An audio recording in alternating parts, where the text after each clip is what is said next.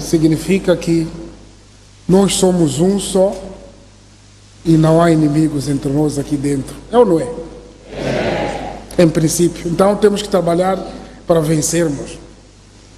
É a nossa coesão e a nossa disciplina que os adversários procuram destruir para nos fragilizar e alcançarem o seu objetivo, que é afastar a Frelimo do poder. Não podemos permitir que os nossos inimigos de ontem e de hoje nos usem como se fossem de fraldas descartáveis. Somos um partido com militantes de virtudes, comprometidos, conscientes, que nós, e não eu, digo nós, juntos podemos vencer todos os obstáculos. Por outro lado, fez uma radiografia do seu mandato que foi caracterizado por desastres naturais cíclicas e severas, cortes de financiamento ao orçamento do Estado e o conflito militar.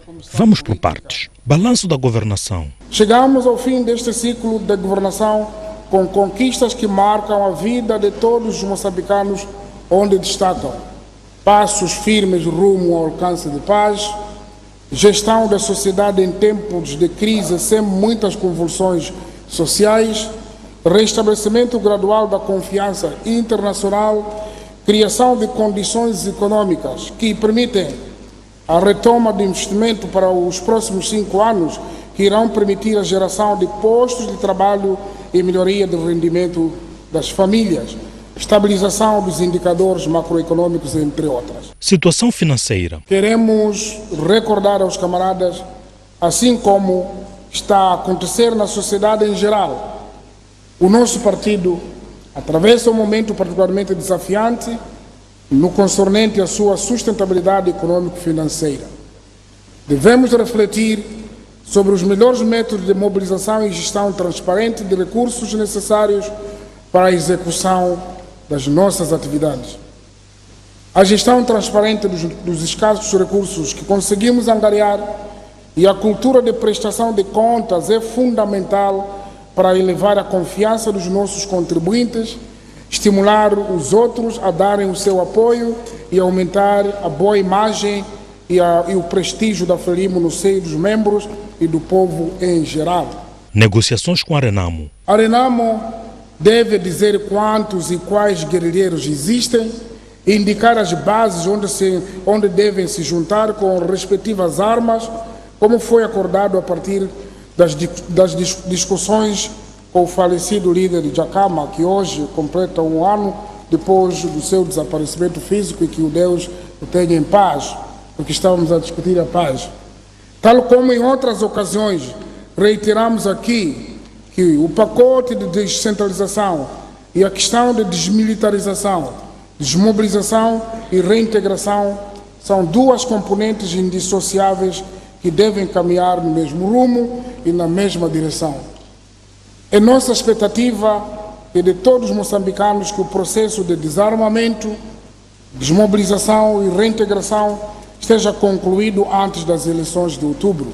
Ataques em Cabo Delgado. Apelamos às instituições da administração de justiça para que continuem a trabalhar com celeridade necessária para a responsabilização exemplar dos indiciados, de modo a esclarecer a verdadeira identidade, objetivos desses malfeitores, pois o povo está a morrer, está a perder seus bens. Notamos alguns absorvidos a regressar nas fileiras e isso desmotiva. Aqueles que depois dizem que não há matéria e que depois são abatidos no terreno.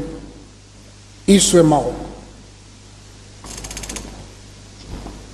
Isso desmotiva o trabalho dos que, debaixo de todos os riscos, colocando a sua vida em risco, lutam para proteger a população e seus bens.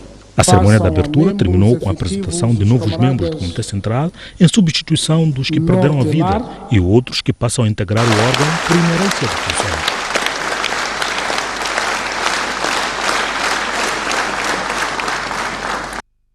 Os órgãos sociais da Frelimo reafirmaram hoje a lealdade e apoio total a Filipe Nunes como candidato às eleições de outubro de 2019. Apelam ainda ao respeito interno, alertando que ninguém está acima dos estatutos.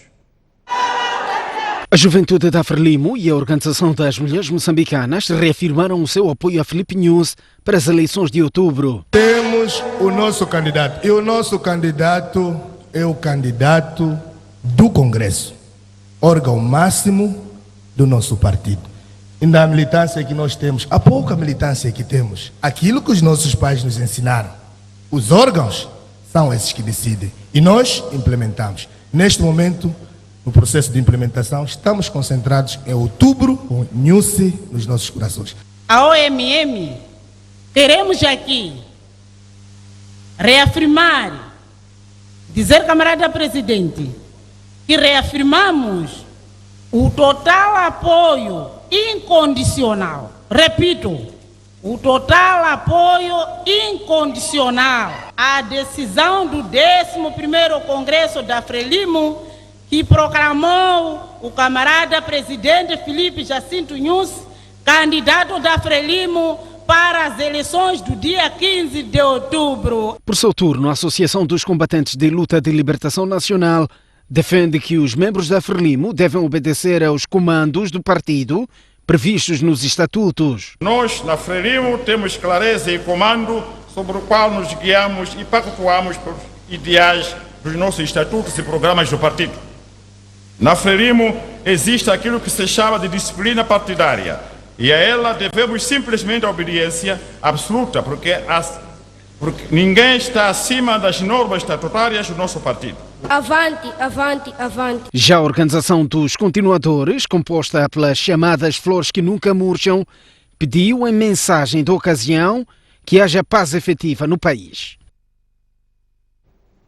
Membros da Frelimo, que são também membros do governo, dizem que a sessão do Comitê Central é um evento que deve trazer coesão, principalmente numa altura em que o país se prepara para as eleições. Entendem ser natural que haja divergências. Entretanto, dizem esperar que estas sejam ultrapassadas.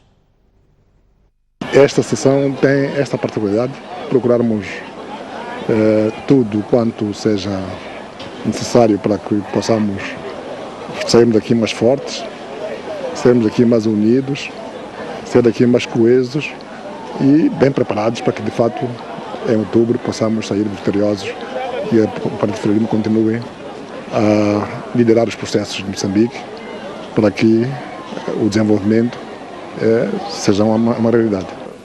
Existem momentos em que a interpretação dos instrumentos por vezes pode não ser aquela que é do conteúdo dos instrumentos internos, das diretivas internas sobre as eleições internas do nosso partido.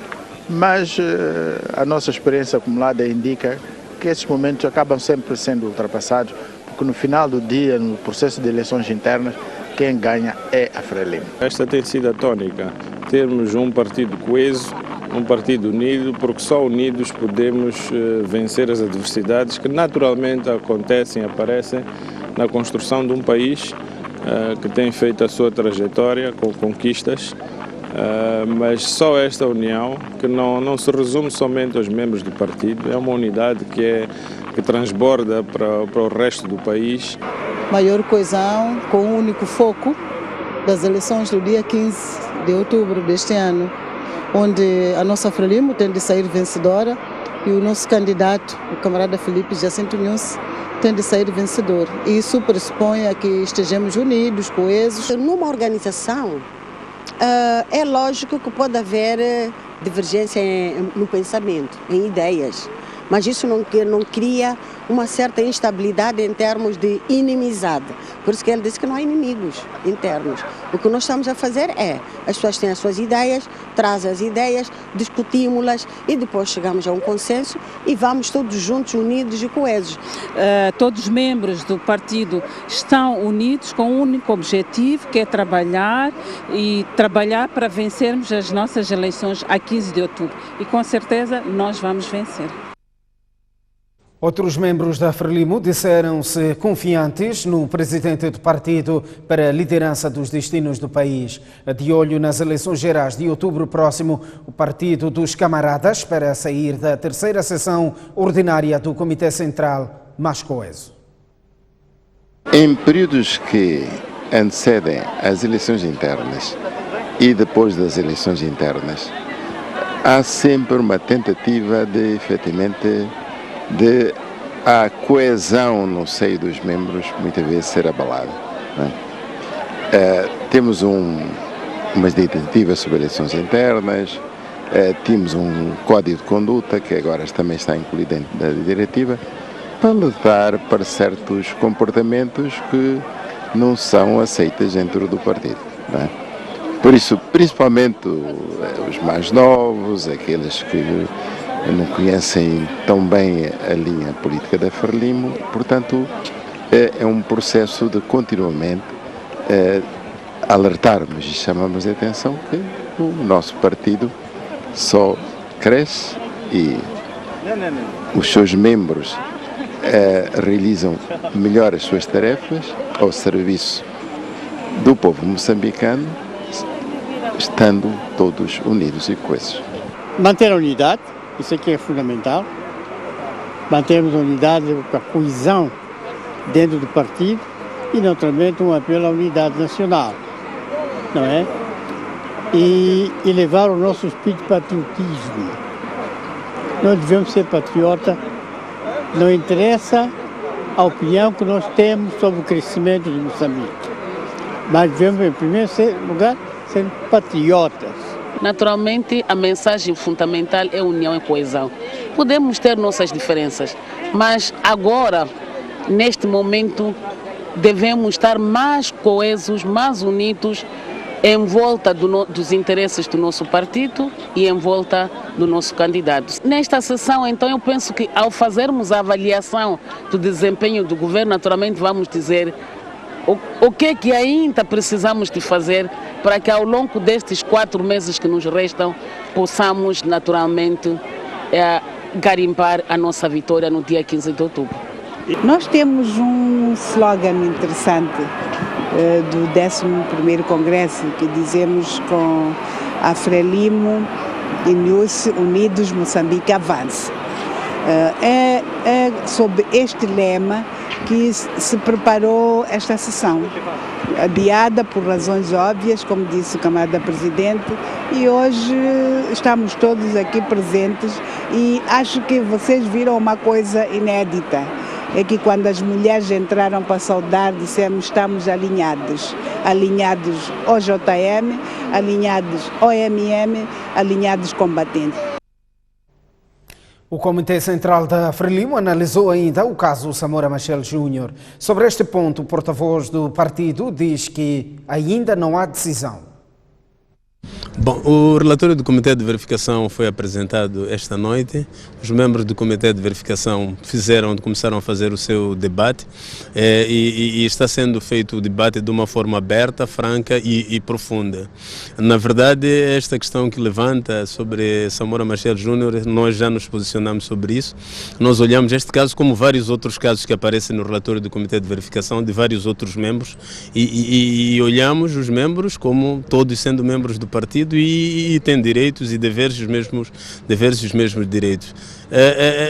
E sempre dissemos que o Comitê de Verificação, ao trazer este ponto, é um ponto que, como foi público, tem que ser debatido dentro do órgão e vai fazer parte deste debate dentro do órgão, mas não é um debate que pode levar-nos a ser aquilo que muita gente deseja. O que nós queremos é que a sociedade compreenda que o Partido Frelimo funciona como uma família. E uma família que dentro da família pode existir alguém com um comportamento, mas faz parte da família. O que nós estamos a fazer neste momento é debater o relatório, é tentar compreendermos com profundidade o que é que aconteceu e no fim deste debate, no fim deste encontro, teremos aquilo que é o veredito. Mas é preciso dizer que e frisar que nós estamos a debater o relatório do Comitê de Verificação que fala da vida interna do Partido Frelimo. E o Partido Frelimo é um partido que pugna por paz, por estabilidade, coesão, unidade, e é isso que estamos a fazer para sair mais fortes, mais coesos, olhando aquilo que é o princípio que norteia o tempo, que é ir às eleições todos unidos, preparados para vencer. Vamos olhar para outras notícias. Moçambique vai receber 350 milhões de dólares de apoio prestado pelo Banco Mundial. A instituição vai doar também 120 milhões de dólares para o Malawi e 75 milhões para o Zimbábue, zonas afetadas pelo ciclone Idai. I want to announce today that the World Bank is planning a $545 million release from the critical response window. The critical response window of the World Bank, $545 million, with $350 million for Mozambique, $120 million for Malawi, and $75 million of a disbursement to the UN agencies that are supporting the people in Zimbabwe. Era o anúncio mais esperado dos últimos dias.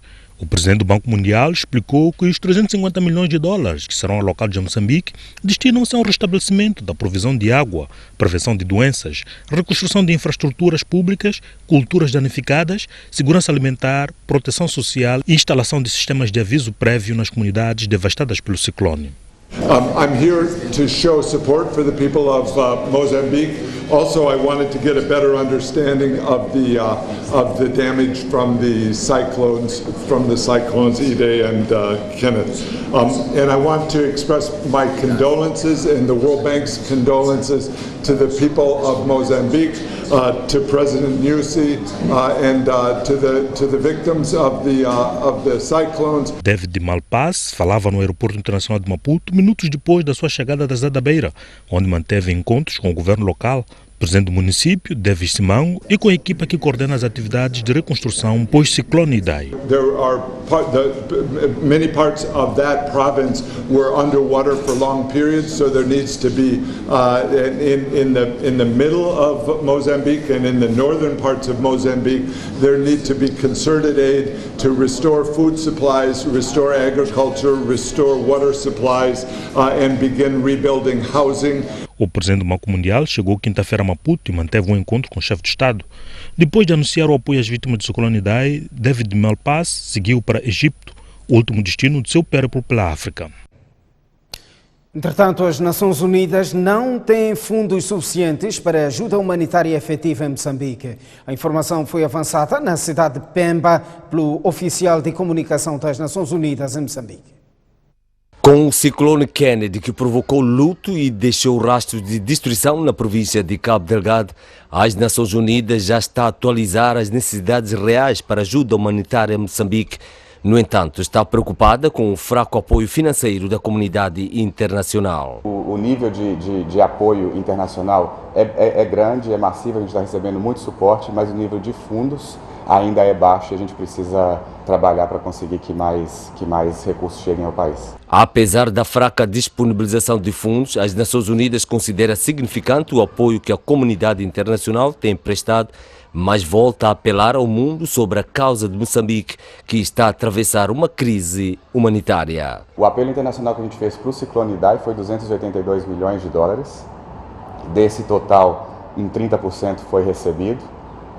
Com o ciclone Kenneth, esse número com certeza vai aumentar. Nós ainda estamos trabalhando no total, com o governo, claro, para saber quais são as necessidades exatas aqui e ver qual será o total solicitado para complementar o que já tínhamos pedido para o ciclone Idai. Então temos que fazer um apelo à comunidade internacional para continuar apoiando Moçambique. Para as Nações Unidas, a crise humanitária em Moçambique ficou crítica com o ciclone Idai, que provocou mais de 600 mortos e milhares de casas destruídas. Mas agravou-se com o ciclone Kennedy, que fustigou Cabo Delgado, onde foram registrados mais de 40 mortos e deixou rastros de destruição.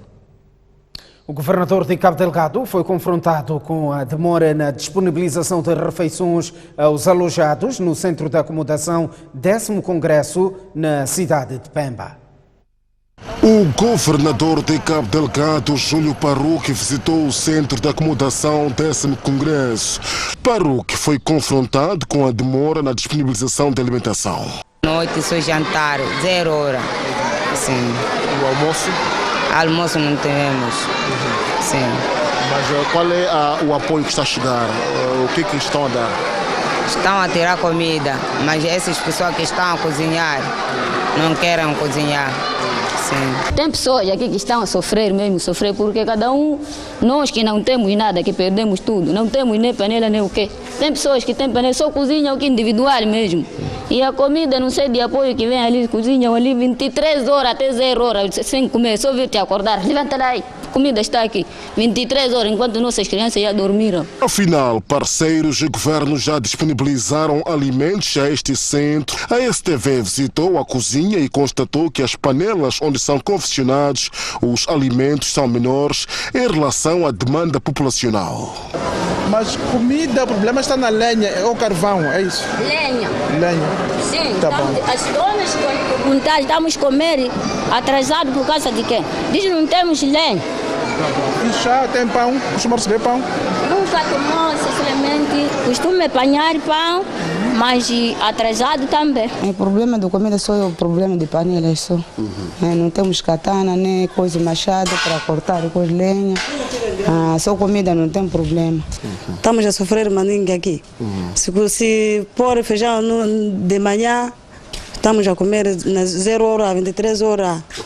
Sim. O governador Júlio Parruque garantiu que vai acompanhar de perto o assunto para que seja ultrapassado o problema. Como nós dizíamos, estamos aqui para verificar, para ajudar a melhorar, está bem? Vamos melhorar. O que nós queremos apelar a vocês aqui é para manterem-se organizados, tá bem? Manterem-se bem estruturados, para que o apoio que temos chegue e dê para todos nós de forma organizada. Neste centro estão alojados mais de 1.000 pessoas. Subiu de 14 para 30 o número de casos de cólera diagnosticados na província de Cabo Delgado, decorrentes da passagem do ciclone Kenneth.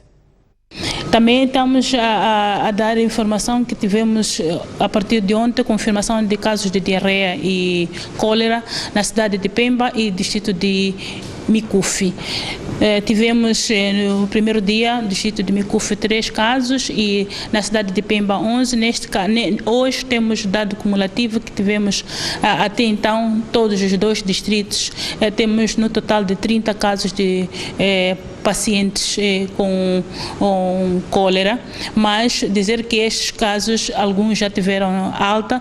No momento temos apenas 2 casos no distrito de Micufi internados e na cidade de Pemba temos apenas 8 doentes internados. Amanhã iremos dar a atualização de quantos casos temos nos nossos hospitais. Dizer que já está uma equipa a trabalhar nesses centros de tratamento.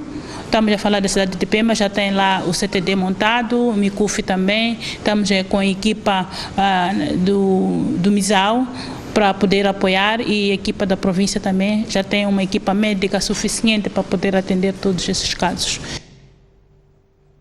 E o número de óbitos e afetados pelo ciclone Kenneth poderá subir. A informação foi confirmada pela diretora-geral do Instituto Nacional de Gestão de Calamidades, Augusta Maíta. Macomi é um dos distritos mais afetados pelo ciclone Kenneth na província de Cabo Delgado e cerca de uma semana depois da tragédia, o Instituto Nacional de Gestão de Calamidades ainda não conseguiu chegar aos postos administrativos de Mocojo e Quiterajo, onde há relatos de rastros de destruição e prováveis vítimas mortais. Temos a consciência de que há alguns pontos ainda que é preciso nós conseguirmos alcançar. Estamos a falar basicamente de Mocojo, de Quiterajo e de outros pontos específicos sobre Meluco também, que precisamos de ir aferir para ter a informação certa sobre a avaliação global dos danos e se ainda existe alguma informação.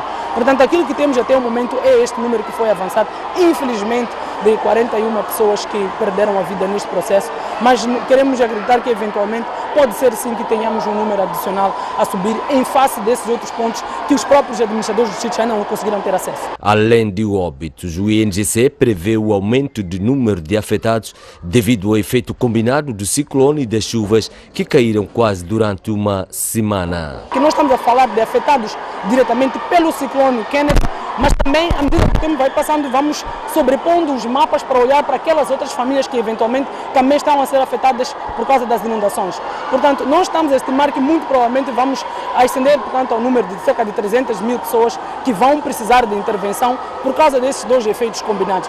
Excluindo Mocojo e Quiterágio, onde ainda não há informações detalhadas dos efeitos do ciclone e das chuvas, estima-se que o Kennedy tenha afetado cerca de 200 mil pessoas na província de Cabo Delgado.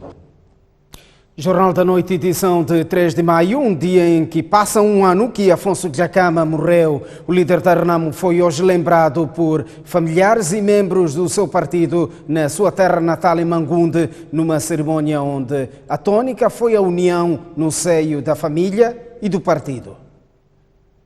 De Afonso Dhlakama, presidente da Renamo, que faleceu há cerca de um ano, e membros desta formação política voltaram a juntar-se nesta sexta-feira na região de Mangunde, em Sofala, distrito de Xibabava, para rezarem pela alma de Afonso Dhlakama. A cerimônia iniciou no cemitério familiar, onde Dhlakama foi sepultado com a deposição de uma coroa de flores ao som de cânticos cerimoniosos. De seguida, o padre orientou uma missa na residência da família Dhlakama.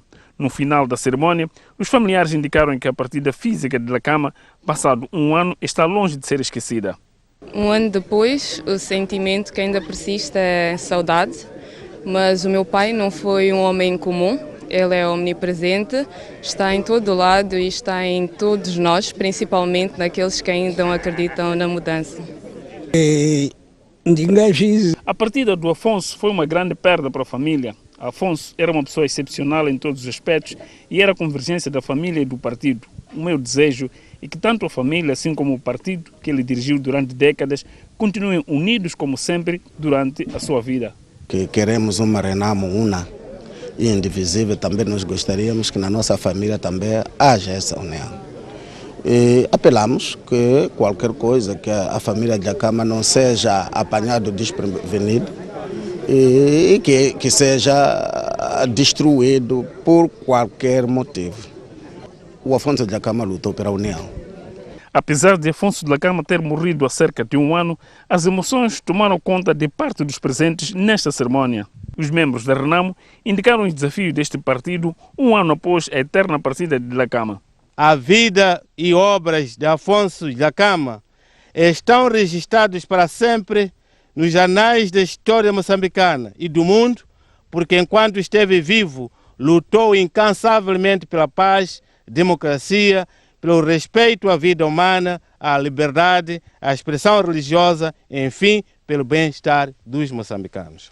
Pode crer, saudoso presidente Afonso Dhlakama, que acervo de conhecimentos e ensinamentos que nos deixaste guiarão em gerações e gerações vindouras. Nunca desprezar aquilo que é a tradição de um povo, para que esse povo te possa acarinhar e te possa dar o total apoio. Para além de ter sido meu comandante, foi meu grande amigo. Pessoa que me ensinou a respeitar a qualquer ser humano. Eu sinto que os jovens, os quadros, os membros do partido devem fazer aproveitamento máximo daquilo que foram os seus ensinamentos, aquilo que ajudou a Renamo a atingir o que hoje é a Renamo. Afonso Dhlakama morreu na madrugada do passado dia 3 de maio na Serra de Gorongosa, vítima de doença. Teve direito a um funeral de Estado e foi sepultado uma semana depois na sua terra natal. Dhlakama foi presidente da Renamo por mais de 3 décadas e durante a sua vida sempre lutou pela igualdade social. A cerimônia relativa a um ano após a morte de Afonso Dhlakama contou com a presença do administrador do distrito e o comandante distrital de Xibabava. Em Maputo, membros da Renamo juntaram-se para refletir sobre o legado histórico do líder do maior partido da oposição. Afonso Dhlakama. delegação política da Renamo na província de Maputo juntou seus quadros para refletirem sobre o percurso e o legado daquele que consideram um homem que dispensou tudo para lutar pela defesa dos mais desfavorecidos. É justamente aos 3 de maio que se comemora também o Dia Mundial da Liberdade de Imprensa. Logo, o homem que entregou tudo de si pela liberdade tomba na mesma data em que o mundo faz uma vénia aos lutadores conhecidos e anônimos pela defesa de informar e bem informar. Ainda relacionado com a passagem de um ano após a morte de Dhlakama, a Renamo anunciou esta semana que vai propor o nome do seu líder histórico a herói nacional. O jornal sai a esta altura para um curto intervalo. Voltamos dentro de instantes com mais informação.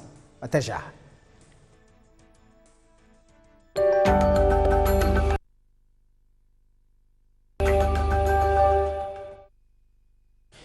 Muito boa noite, uma vez mais estamos de volta ao jornal. Foi lançada esta quinta-feira a obra Moçambique, Revisão Constitucional de 2018, Descentralização, Contexto, Processo, Inovações, Desafios e Perspectivas, da autoria de Edson Makwakwa. O lançamento deste instrumento legal contou com a presença do Presidente da República. Em 408 páginas, a obra Moçambique, Revisão Constitucional de 2018 e Descentralização, Contexto, Processo, Inovações, Desafios e Perspectivas, a obra de Edson Makwakwa foi lançada num evento bastante concorrido por juristas, políticos, artistas e diversas personalidades. E porque o livro é um instrumento de apetrechamento do exercício democrático nacional, o autor não podia escolher melhor prefaciador senão o Presidente da República. Na ocasião, Filipe Nunes falou da importância da obra no contexto em que o país está a atravessar. Este produto não se deve considerar perfeito, foi dito aqui muitas vezes, e nem deve nos frustrar por não ser perfeito, pois o mesmo povo que hoje ordenou ensaiar uma nova forma de cálculo de como exercer o poder em Moçambique, pode amanhã orientar pelo modelo contemporâneo mais atualizado que o satisfaça. Isso chama-se crescimento de uma democracia sem violência nem inocência. Filipe Nunes foi antecedido de Hermenegildo Gamito, presidente do Conselho Constitucional, a quem coube a missão de proceder à apresentação da obra. Na sua abordagem, Gamito falou dos princípios de uma sociedade baseada na Constituição.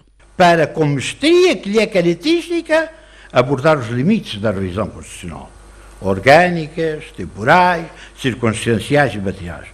A revisão dos limites da revisão, o quadro específico para a remoção parcial dos limites materiais, a preterição dos limites de transição constitucional e a questão da dupla revisão, a questão do referendo sobre a revisão constitucional, a fiscalização da constitucionalidade da lei de revisão, a obrigatoriedade da promulgação da lei de revisão constitucional pelo Presidente da República. Por sua vez, Edson Makwakwa, autor da obra, falou dos motivos que o levaram a embarcar no mundo da escrita. Bom, esta obra foi precipitada, digamos que como é óbvio, e como sublinha Sua Excelência o Presidente da República no prefácio, no fundo também celebro na obra a oportunidade histórica que tive de participar num momento histórico importante e exaltante do nosso processo político.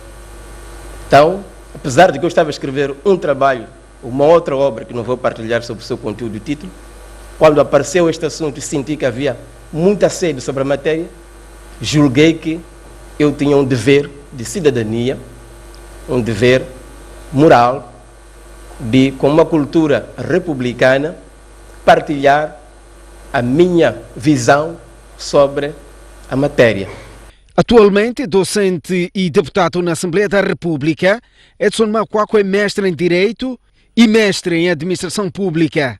Moçambique, Revisão Constitucional de 2018, e descentralização, contexto, processo, inovações, desafios e perspectivas, vai às prateleiras sob a chancela da Escolares Editora. O evento do lançamento da obra de Edson Makwakwa contou com a animação de Anita Makwakwa e Roberto Chitsonzo.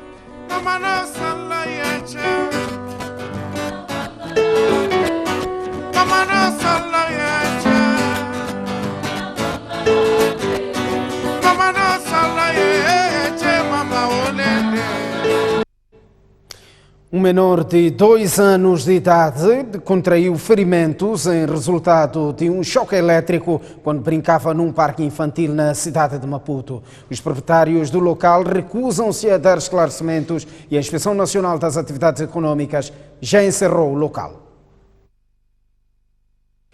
Luan, nome adaptado de uma criança que no último sábado foi brincar nestes carrinhos elétricos junto com a família e terminou eletrocutada. O que devia ser diversão terminou em tragédia. No local, vê-se fios elétricos expostos. O diagnóstico hospitalar confirma que podia ser dúvida. O menor foi eletrocutado. Para além de feridas, sofreu alteração dos batimentos do coração. Havia levado um choque muito forte, portanto, até o ponto de queimar 3 dedos do pé e ficar com feridas e também aquele raspão no braço, que na verdade era uma queimadura também. A maior indignação para esta família reside no facto dos proprietários deste recinto de diversão infantil não estarem a prestar nenhum auxílio e explicações. É preciso que eles coloquem mão à consciência que é um local para crianças, ainda que fosse para adultos, mas especialmente para crianças, e a desatenção deles demonstra que eles não são pessoas que devam continuar com aquele tipo de negócio. Contactada por telefone, a esposa do proprietário destes brinquedos disse que não iria se pronunciar por enquanto. Ainda estou a tratar do assunto com os pais da criança. Só depois disso é que eu vou oferecer uma resposta. Porque, na verdade, quem está a ver é a empregada. E a empregada nem pode explicar como é que aconteceu. A Inspeção Nacional das Atividades Econômicas tomou conhecimento e interditou o local. De momento, a medida tomada pela Brigada de Inspeção é de suspensão de atividade enquanto se aguarda os procedimentos a seguir. Em acidentes desta natureza, há espaço para a responsabilização do dono destes equipamentos, bem como indemnização pelos danos patrimoniais e não patrimoniais causados, defende o jurista Paulino Cossa. Ele tem essa obrigação de garantir normal funcionamento desses equipamentos. Omitindo esse dever de garantir normal funcionamento desses equipamentos e daí derivarem danos, é claro que ele vai ter que responder pelos danos causados. Em estabelecimentos como estes, é obrigatório que estejam disponíveis kits de primeiros socorros e extintores, que no local do incidente não existia. O vice-ministro dos Negócios Estrangeiros e Cooperação da Grécia anunciou a reativação do programa de bolsas de estudo para moçambicanos no âmbito do reforço das relações de cooperação entre os dois países e disponibiliza 30 mil euros em apoio às vítimas dos ciclones que arrasaram o país. Moçambicanos poderão voltar a estudar na Grécia na área da defesa e da diplomacia, no reatamento do programa de bolsas de estudo, interrompido devido à crise financeira que este país europeu enfrentou nos últimos anos. A notícia foi avançada pelo vice-ministro dos Negócios Estrangeiros da Grécia, Terence Nicholas Quick, no encontro mantido com a sua homóloga moçambicana, Maria Manuela Lucas. Estamos a reativar de novo o programa de bolsas de estudo que tínhamos com Moçambique, que depois da crise interrompemos. Anunciei isso aos dirigentes de Moçambique. Vamos ter bolsas de estudo para a defesa e, pela primeira vez, para o Instituto Superior da Diplomacia. Para além da área de ensino, Moçambique tem interesse em cooperar com a Grécia nas áreas do turismo, finanças, transportes e comunicações. Eles são muito bons na área das finanças, na área da administração, a área de transportes e comunicações, então nós estamos a tentar explorar essas áreas todas. E agora na diplomacia também, eles estão-nos a dar também bolsa para a diplomacia. Na ocasião, o diplomata grego disponibilizou um cheque no valor de 30 mil euros para apoiar as vítimas do ciclone Kenneth e Idai. A Mostec assinou esta sexta-feira um memorando de entendimento com o Ministério dos Transportes e Comunicações no âmbito do Programa de Desenvolvimento Espacial. O protocolo de cooperação visa fortalecer e promover a marca e trabalhar na produção de conteúdos tecnológicos virados à informação geográfica.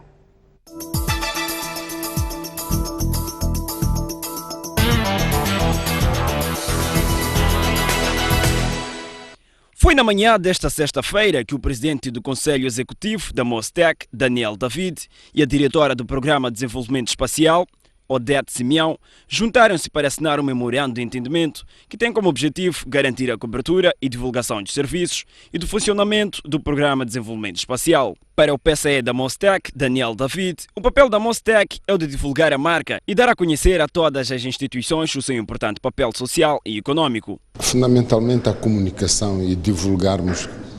Acho que sem informação não se tomam as melhores decisões na gestão. Qualquer empresa, qualquer instituição que queira tomar uma decisão no âmbito do seu desenvolvimento estratégico tem que ter dados, tem que ter informação. E a plataforma aqui existente no âmbito do PDE vai ajudar aos empresários, aos agentes económicos todos, a tomada de decisões com conhecimento exato do que é que estão a fazer. E o nosso papel vai ser um parceiro de divulgação e de dar a conhecer a todas as instituições o que é que a plataforma pode fazer, o que é que a plataforma pode agregar e facilitar a vida de todos os moçambicanos. Acho que é fundamental no âmbito do Mostec, e nós temos a sexta edição a decorrer já no dia de 15, 16, 17, vamos tentar colocar esta plataforma como uma bandeira comunicacional para a obtenção e desenvolvimento das empresas na sua gestão do dia a dia, através de informação. No entender da coordenadora do Programa de Desenvolvimento Espacial, que faz parte do Ministério dos Transportes e Comunicações, a parceria com a Mostec vai contribuir para o crescimento do número de utilizadores da plataforma. Para o PDE representa muito, porque vai cobrir aquilo que era o déficit que nós tínhamos na divulgação daquilo que é a rede nacional do PDE, e achamos que esta parceria com a SOICO, que é um canal de comunicação, vai de facto permitir os diferentes utilizadores conhecerem a plataforma, saberem quais são os produtos que a plataforma utiliza, como é que se podem beneficiar e tirar proveito daquilo que são os serviços que o PDE oferece. Mas valia é o maior número de utilizadores da plataforma. Como sabe, ela tem disponível informação, dados que são úteis para a tomada de decisão. E neste momento não há muita divulgação daquilo que é a plataforma, as pessoas não sabem, precisam de dados de uma instituição, têm que andar de uma instituição para outra, quando nós temos aqui uma plataforma que congrega todos os dados institucionais. O Programa de Desenvolvimento Espacial vai fazer parte da sexta edição da maior feira de tecnologias do país, a Mostec, que se realiza nos dias 15, 16 e 17 de maio. A empresa de tecnologias de informação e comunicação Nova Base promete estar presente na sexta edição da Feira Mostec de forma ativa e colaborativa para partilhar experiências, ouvir os participantes e parceiros como forma de definir caminhos melhores.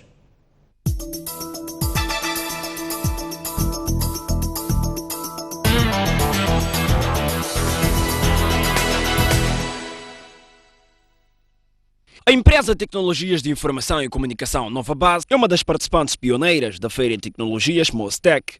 A participar pela sexta vez, este ano espera estar presente de forma diferente, ou seja, ter uma participação proativa e colaborativa.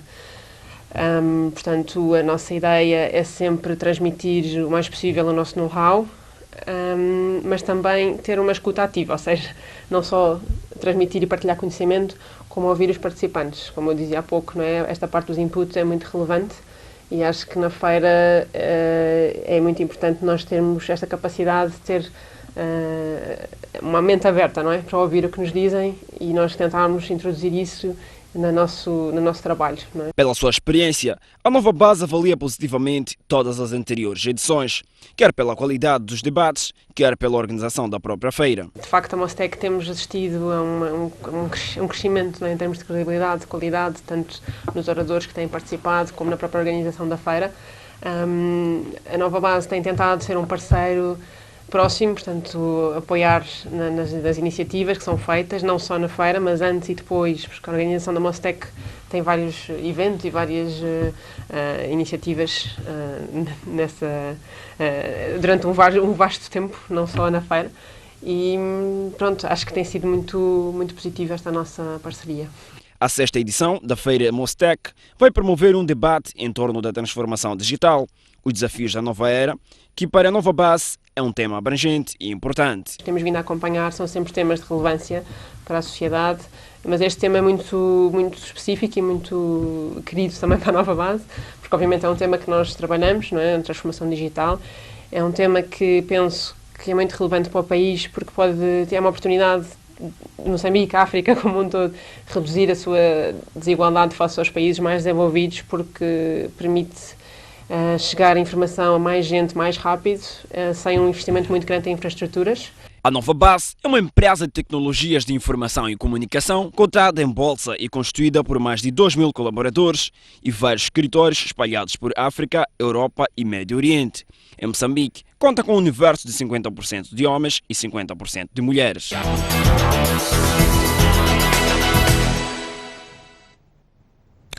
A Mosal e a Fundação Internacional da Juventude realizaram hoje a 5ª Feira de Orientação Vocacional. Este ano, a iniciativa beneficiou alunos de 6 escolas da província de Maputo. A ideia é agregar valor ao ensino técnico no país, trazendo habilidades para a vida aos alunos. Para tal, a plataforma Escolhas criou um currículo paralelo chamado Passaporte Success, ou simplesmente PTS. A formação técnica não é suficiente e nós trazemos um currículo que tem 100 lições de 1 hora cada. O PTS já foi levado a mais de 4.000 alunos em 6 escolas da província de Maputo. E um deles é este jovem que diz que enfrentava dificuldades para financiar a sua educação, já que a mãe tinha limitações financeiras. Levei o pouco que eu tinha porque eu faço explicação a crianças, mas não sabia como gerir aquele dinheiro. Por falar em mudanças, o diretor da Mosal para Assuntos Corporativos também teve de abandonar o seu sonho de ser médico para abraçar a engenharia, área onde mora a sua vocação. Não estou a dizer que você deve imediatamente mudar o seu sonho, mas deve ouvir, se for necessário mudar, então seja como eu, porque isso vai lhe fazer tornar-se uma pessoa de sucesso. O governo da província de Maputo pediu que a iniciativa seja alargada para beneficiar mais alunos. A voz dos pais dos nossos jovens, vocês vieram nos dizer que as mudanças provocadas pelo PTS também se fazem sentir a nível familiar. Vários institutos profissionais estiveram na Feira da Orientação Vocacional para orientar os jovens a escolherem os cursos. Vamos olhar o mundo. O ciclone Fani já começou a causar estragos na Índia Oriental. Já há registros de 3 vítimas mortais, apesar de as autoridades terem conseguido a tempo retirar milhões de pessoas para locais seguros. O esperado ciclone Fani, o pior dos registrados em 5 anos, classificado na categoria 3 a 4, invadiu esta sexta-feira a cidade turística de Puri, no estado de Odisha, na Índia, onde destruiu redes elétricas, centenas de árvores e deixou várias infraestruturas inundadas. O Departamento da Meteorologia da Índia estima que os ventos tenham atingido 270 km por hora e há receios que cheguem a Bangladesh ainda este sábado. As autoridades indianas tiveram prudência de evacuar milhões de pessoas das zonas de riscos por meio de barcos, comboios e autocarros. Vários aeroportos encontram-se encerrados. Comemora-se hoje o Dia Mundial da Liberdade de Imprensa. Para este ano, o jornalismo no mundo tem como maior desafio a cobertura das eleições. Foi em 1993 que a Unesco declarou dia 3 de maio Dia Mundial da Liberdade da Imprensa, com o propósito de encorajar a liberdade dos jornalistas e homenagear a todos aqueles que morreram tentando trazer a verdade à tona. E foi pela verdade que em 2018 cerca de 100 mensageiros foram assassinados e centenas continuam detidos. Para este ano o tema é jornalismo e eleições e António Guterres, secretário-geral das Nações Unidas, relembra a importância do trabalho de um jornalista. No democracy is complete. Nenhuma democracia completa sem o acesso à informação, transparente e confiável. É a pedra angular da construção das instituições justas e imparciais, responsabilizando os líderes a falar a verdade com quem detém o poder. É uma realidade especialmente importante em épocas eleitorais, o foco do Dia Mundial da Liberdade de Imprensa deste ano. Recorde-se que este ano os vencedores do Prêmio Liberdade de Imprensa foram os 2 jornalistas da Reuters, presos desde 2017 por investigar o massacre dos muçulmanos Rohingya na Birmânia. Agora o desporto. O Ferroviário de Nampula admite que o jogo diante da União Desportiva de Songo será difícil, mas a formação orientada por Antero Cambaco vai até determinada a conseguir os 3 pontos. Os locomotivas da chamada Capital do Norte realizaram o seu último treino esta sexta-feira antes de viajarem para Tete. O técnico do Ferroviário de Nampula está ciente das dificuldades que poderá encarar para conseguir os 3 pontos no jogo com a União Desportiva de Songo, em partida da segunda jornada. Nesta sexta-feira, a equipa realizou o seu último treino antes da viagem. Vamos encarar um adversário que é o campeão nacional, repetidamente, é duplamente campeão, uma equipe com jogadores de qualidade, jogando no seu meio, sabemos quão difícil são de poder serem batidos. Mas dentro daquilo que é a nossa perspectiva, vamos trabalhando da melhor forma possível, em vista a conseguirmos sair de lá com um resultado positivo, com um bom futebol acima de tudo, dentro daquilo que são os nossos princípios, tanto técnico-táticos, e dentro daquilo que é a condicionante física nossa, vamos tentar fazer esta viagem a Songo com essa perspectiva, chegar a Songo, jogar um futebol. O 11 inicial para esta missão já foi definido, mas mesmo assim, Antero Cambaco mostra-se insatisfeito por não poder contar com alguns jogadores que já estavam integrados no plantel. Faz falta quem está presente e eu não poder usá-lo. E como o Rui está presente e não posso usar, é uma falta que faz. Tenho que fazer realmente esta volta toda, como aconteceu no final de semana, depois de fazer a convocatória, a contar com o Rui, já não poder contar com o Rui. A contar com o Jumice, não poder contar com o Jumice por causa do cartão. Na partida inaugural, o Ferroviário de Nampula consentiu um empate com o Desportivo de Nacala nos últimos minutos do jogo. São 9 da noite em Moçambique e na África do Sul. À porta de mais um intervalo, o próximo bloco vai ser reservado à análise sob o olhar de Tomás Vieira Mário. Mas antes vamos olhar também para o estado de tempo para as principais cidades moçambicanas. Amanhã Maputo irá registrar uma máxima de 31 graus e uma mínima de 17, 32 graus de máxima para Xai-Xai, 19 de mínima, Inhambane 30 de máxima e 20 de mínima. Na zona centro do país, Tete 32 de máxima e 21 de mínima, 28 graus de máxima no Chimoio e 14 de mínima, Beira 30 graus de máxima e 19 de mínima, Climane terá uma máxima de 31 graus e uma mínima de 21. Já no norte do país, a cidade de Lixinga irá registrar uma máxima de 24 graus e uma mínima de 15, 31 de máxima em Pemba e 23 de mínima, Nampula 29 de máxima e 21 de mínima. Até já.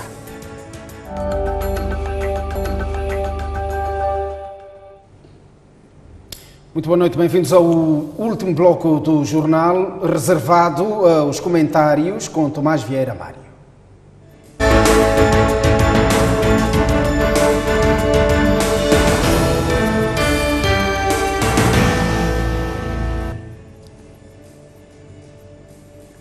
Ora bem, vamos olhar para alguns temas que dominam a semana. Tomás, muito boa noite. 2 pontos prévios, até porque coincidem com o dia de hoje, primeiro dia da liberdade de imprensa, segundo, 1 ano sem Afonso Dhlakama. Podíamos lançar um rápido olhar para irmos direto aos temas reservados. Sim. Boa noite, Gersilde. Com efeito, hoje, 3 de maio, é o Dia Mundial da Liberdade de Imprensa. Este ano, esta data é consagrada ao papel do jornalista em eleições, o que me parece um tema muito bem acertado, até no nosso contexto de Moçambique, que este é um ano eleitoral. Desculpe, pedi a realização que fechasse por definitivo a trilha sonora do jornal. Prossiga, e, Tomás. portanto, sim, este é um ano de eleições, é um ano, portanto, em que o papel da mídia há de ser muito bem relevante. até porque no nosso contexto moçambicano as eleições este ano penso que serão de um caráter inédito, em termos quer da abrangência de eleições, são eleições a 3 níveis, parlamento, presidenciais, assembleias provinciais, mas também num contexto de elevada competição política, talvez como nunca antes vimos. Okay. E esse facto vai colocar muita luz sobre a mídia e muitas vezes pode ser que as partes em competição tendam a olhar para a mídia com atenção mais acelerada, mais acentuada. E por vezes, como aconteceu nas autarquias locais do ano passado, 2018, aconteceram episódios muito lamentáveis em que repórteres foram agredidos por militantes exaltados de partidos políticos. Houve casos desses com a equipa da televisão Miramar, da Rádio de Moçambique, em Chimoio e em Moatize. E, portanto, os militantes, partidos políticos devem respeitar o trabalho da mídia. A mídia não é parte na disputa eleitoral, a mídia apenas reporta os acontecimentos, não podem militantes de partidos políticos confundir a mídia com concorrentes. E, portanto, militar no campo para reportar o que se passa e deve ter um espaço, como a lei diz, um espaço de trabalho e de respeito por quem está no campo a trabalhar. Então, é um ano que o tema é mídia e eleições, portanto, no nosso caso, penso que vem acertado, porque é um ano de muita intensidade eleitoral e política, onde a mídia estará com destaque, sem dúvida. Tá. O outro ponto prévio está ligado a um ano sem Afonso Dhlakama. De facto, passa um ano que morreu o líder da RENAMO, Afonso Dhlakama, uma figura incontornável na nossa história dos últimos 30 anos. Já até porque o próximo figurino eleitoral tem leva muito a ver, alguma chancela. Com a sua marca, quer dizer, a questão da descentralização administrativa do país, é um tema que Afonso Dhlakama pegou de forma muito acentuada com o presidente Nyusi, e, aliás, com dificuldades, como se sabe, mas penso que tem um mérito de que insistiu no projeto, à sua maneira, com os seus argumentos, nem sempre aceites à primeira vista pelo partido com o qual disputa o poder, que é o Partido Frelimo, mas eventualmente chegou-se a um consenso que levou à revisão constitucional. Portanto, é mérito que partilha com o Presidente da República, Filipe Nyusi. Aliás, dizia o Presidente João Chissano, na morte da Dhlakama, que, bom, a Dhlakama morre antes de ver os frutos daquilo que foi uma das suas últimas batalhas. E, portanto, reconhece-se Afonso Dhlakama o mérito de ter participado de forma ativa neste processo de revisão constitucional, que é um marco importante no processo da nossa democracia moçambicana, que leva a que tenhamos agora eleições para governadores provinciais pela primeira vez e em 2022 para governador do distrito. Então penso que é uma figura à sua maneira, polêmica como foi, mas marcou a nossa história sem dúvida. E, portanto, este ano que passa portanto com a sua ausência, sobretudo com a ausência dele na altura em que se implementam aquilo que era um dos últimos pontos da sua agenda política no país. Tomás, hoje foi a abertura da terceira sessão ordinária do Comitê Central da Frelimo. Que elementos deve a Frelimo levar a debate nestes 3 dias de reunião, até porque estamos num ano eleitoral? Exatamente. Eu penso que esta não é uma sessão como outra qualquer. É talvez uma sessão sui generis em termos da contundência dos temas na agenda. Na verdade, as eleições deste ano são eleições que chamam todos os partidos a olharem para si próprios de forma diferente. Mesmo o discurso do presidente Nyusi, na abertura, acusou o toque de que esta sessão do Comitê Central vai avaliar como é que o partido se comportou nas eleições autárquicas no passado, que foi uma espécie de anticâmara para as eleições deste ano, nomeadamente a questão da democracia interna do partido, como é que se elege internamente, como é que se respeita a vontade das bases, que é um tema muito candente, que foi visível nas últimas eleições, e, sobretudo, como é que o partido ele próprio se enquadra neste novo paradigma de centralização, de modo que há de haver muito militante a concorrer para muitos postos, nas províncias, para governadores provinciais, listas de militantes. Então, eleições internas vão ser muito renhidas E isso implica uma outra atitude do partido em termos de como é que olha internamente as dinâmicas internas do partido. Esse é um aspecto. O segundo aspecto, me parece importante, esta é a primeira sessão do Conselho Central do Partido Frelimo, desde que a questão das dívidas ocultas subiu ao nível em que os americanos mostram interesse no assunto. E, portanto, isto mexe com a governação. E isto mexe também com a vida interna do Partido Frelimo. De modo que penso que serão matérias, de uma forma ou de outra, debatidas, democracia interna do partido, a vida do país em termos econômicos e a adequação do partido a métodos mais democráticos internamente. E, repito, isto é um desafio para todos os partidos políticos, não é só para a Frelimo, porque é um novo figurino de eleições que implica também que haja internamente mudanças, como há ao nível da Constituição da República. Então, penso que vai ser uma sessão do Conselho Central com temas bastante importantes, em que o partido é desafiado a perceber que vai ter, neste ano, de forma inédita, uma competição política de nível muito elevado, como nunca antes teve, sem dúvida alguma. E, portanto, isto é um elemento que eu acho que a Frelimo está disso consciente.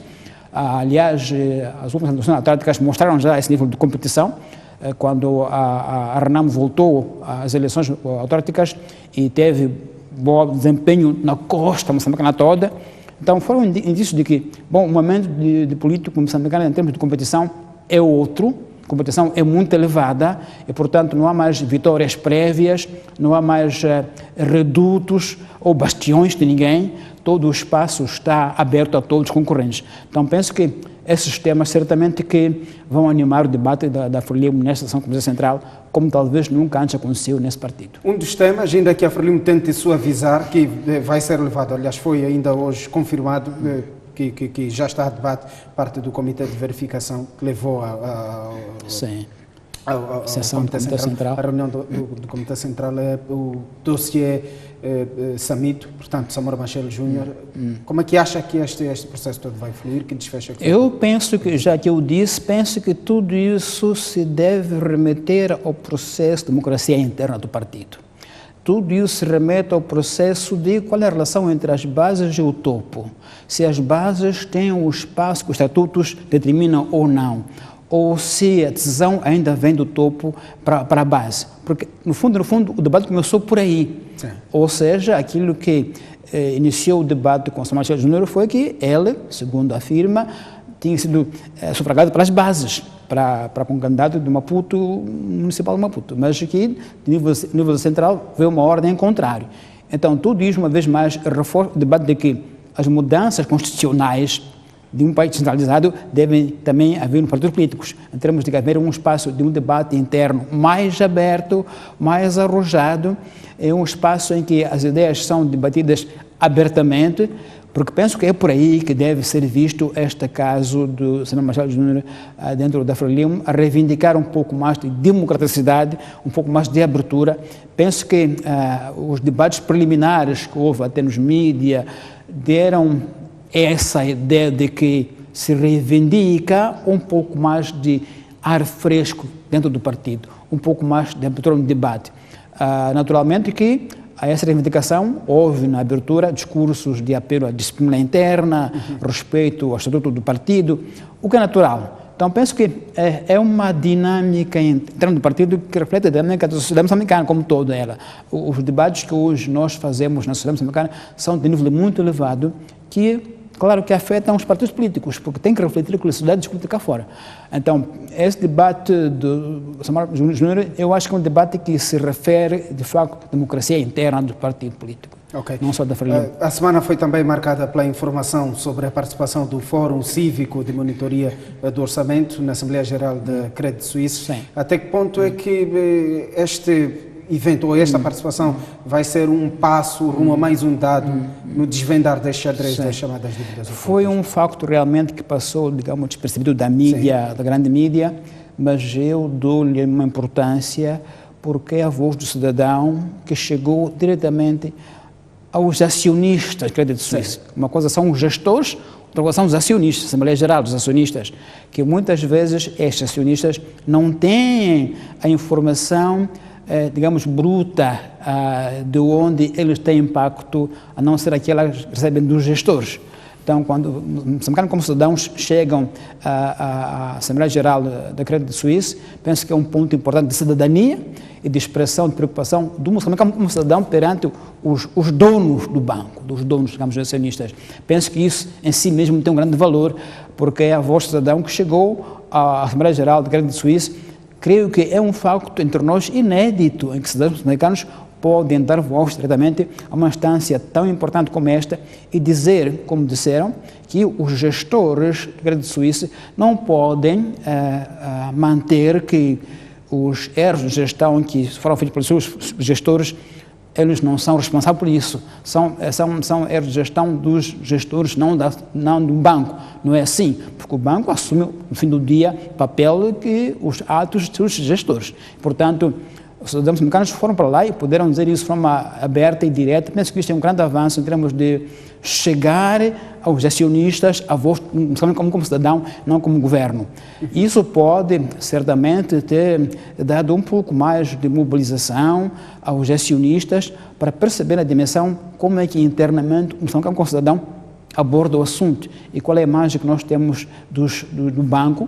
E, portanto, um alerta aos acionistas para terem em conta a voz moçambicana. Penso que isto é muito importante nessa perspectiva de cidadania e de capacidade moçambicana de ir ter com os donos do banco, não só com os gestores, e dizer, olha, nós já estamos preocupados e queremos que vocês revejam vossas políticas, porque o povo moçambicano está com isso a sofrer bastante com as consequências da dívida. Então, acho que é um facto importante, cidadania moçambicana, em que podemos, como cidadãos, chegar lá à Assembleia Geral deste banco grande e falar aos acionistas de viva voz.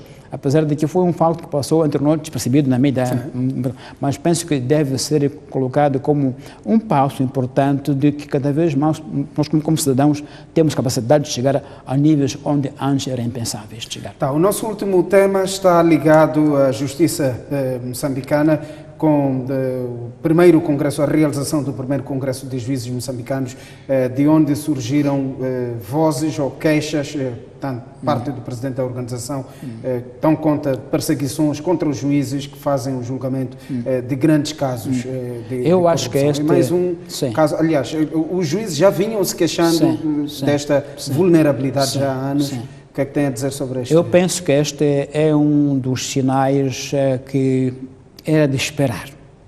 Era de esperar numa altura em que o sistema judicial moçambicano, começar pela PGR, parece que tomou decisão de dizer assim, não há intocáveis, não há pessoa acima da lei.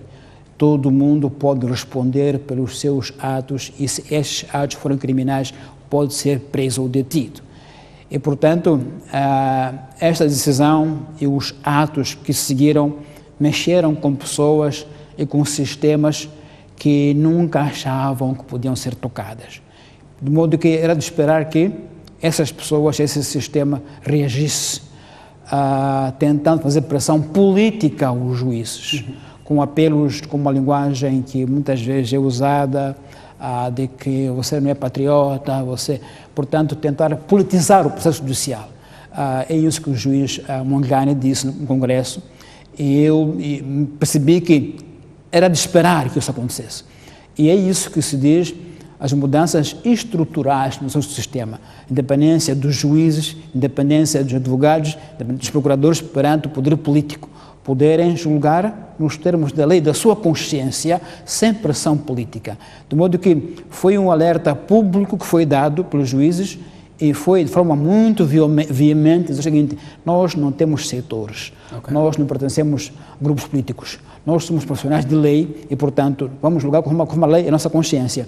Penso que foi um grande marco dos juízes que merecem ser saudados e apoiados, porque é isso mesmo que se procura dos juízes, que saia um pouco desta nódoa de que até vendem sentenças, compram sentenças e possam dignificar a classe e ganhar credibilidade perante o cidadão confiar que se eu tiver um problema e este chegar ao juiz, o juiz há de os julgar conforme a lei e não olhando para a cara do réu ou do acusador ou seja quem for, mas olhar para os factos e aquilo que a lei diz. Então, acho que foi um congresso, nessa altura, muito importante, porque mostrou os riscos e a reação daqueles que eventualmente entendiam que nunca, jamais seriam tidos como réus em Moçambique.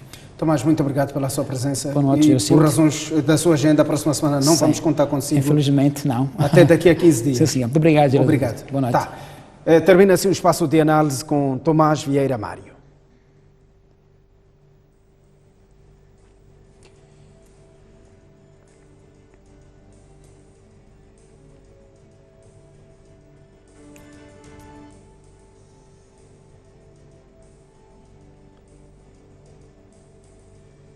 O ponto final do jornal. Graças pela atenção dispensada. Novo encontro dentro de instantes pela chancela da STV Notícias. Até já.